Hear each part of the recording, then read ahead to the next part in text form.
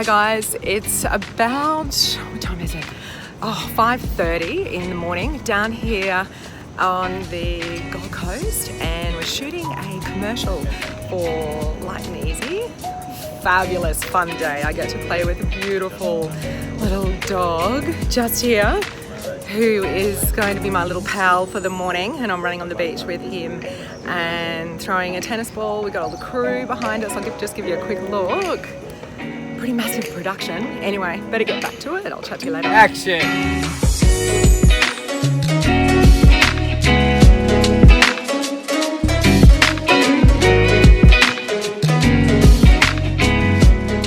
This amazing house. So I am filming a kitchen scene where I am taking the Lite and Easy meals out of the fridge, which I do on a regular basis because I do eat Lite and Easy for convenience. It's fantastic and just makes my life easy.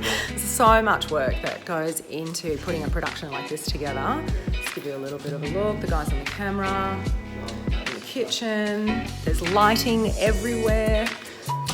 There's Simon. Hi, not my Simon, another Simon.